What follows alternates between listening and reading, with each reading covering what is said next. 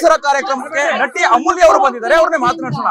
Madam, ಬ್ಯಾಟರಾಯನಪುರದಲ್ಲಿ ಅದ್ದೂರಿಯಾಗಿ ಯುವ ದಸರಾ ಕಾರ್ಯಕ್ರಮ, ಇವತ್ತು 2ನೇ ಕಾರ್ಯಕ್ರಮ, ನೀವು ಕೂಡ ಭಾಗವಹಿಸಿ, ಏನ್ ಹೇಳ್ತೀರಿ? ಖುಷಿ ಆಗುತ್ತೆ. ಅಂದ್ರೆ ನಮ್ಮಲ್ಲಿ ಅಲ್ಲೊಂದು ಸಾಂಸ್ಕೃತಿಕ ಕಾರ್ಯಕ್ರಮ ನಡೀತಾ ಇರೋದು ಬಹಳ ಖುಷಿ ಕೊಡುತ್ತೆ. ಎಲ್ಲೋ ಈ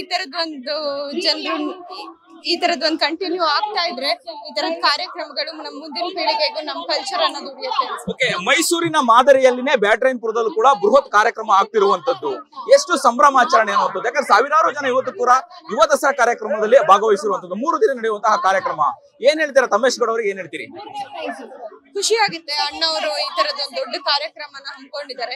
ಈ ಭಾಗದ ಜನತೆ ಅವ್ರಿಗೆ ಒಳ್ಳೇದ್ ಮಾಡ್ಲಿ ಅಂತ ಕೇಳ್ಕೊಳ್ತೀನಿ. ಹಾಗೆ ತಾಯಿ ಚಾಮುಂಡೇಶ್ವರಿನೂ ಒಳ್ಳೇದ್ ಮಾಡ್ಲಿ. ದಸರಾ ಕಾರ್ಯಕ್ರಮಕ್ಕೆ ನಟಿ ಅಮೂಲ್ಯ ಅವರು ಬಂದಿದ್ದಾರೆ. ಅವ್ರನ್ನೇ ಮಾತನಾಡ್ಸೋಣ.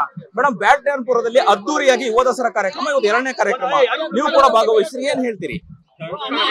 ಖುಷಿ ಆಗುತ್ತೆ. ಅಂದ್ರೆ ನಮ್ಮಲ್ಲಿ ಅಲ್ಲೊಂದು ಸಾಂಸ್ಕೃತಿಕ ಕಾರ್ಯಕ್ರಮ ನಡೀತಾ ಇರೋದು ಬಹಳ ಖುಷಿ ಕೊಡುತ್ತೆ. ಎಲ್ಲೋ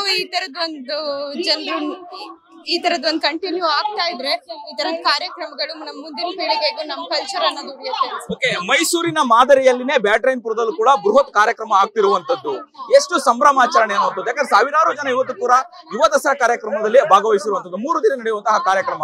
ಏನ್ ಹೇಳ್ತೀರಾ ತಮೇಶ್ ಗೌಡ ಅವ್ರಿಗೆ, ಏನ್ ಹೇಳ್ತೀರಿ? ಖುಷಿ ಆಗುತ್ತೆ. ಅಣ್ಣವರು ಈ ತರದೊಂದು ದೊಡ್ಡ ಕಾರ್ಯಕ್ರಮನ ಹಮ್ಮಿಕೊಂಡಿದ್ದಾರೆ. ಈ ಭಾಗದ ಜನತೆ ಅವ್ರಿಗೆ ಒಳ್ಳೇದ್ ಮಾಡ್ಲಿ ಅಂತ ಕೇಳ್ಕೊಳ್ತೀನಿ. ಹಾಗೆ ತಾಯಿ ಚಾಮುಂಡೇಶ್ವರಿನೂ ಒಳ್ಳೇದ್ ಮಾಡ್ಲಿ.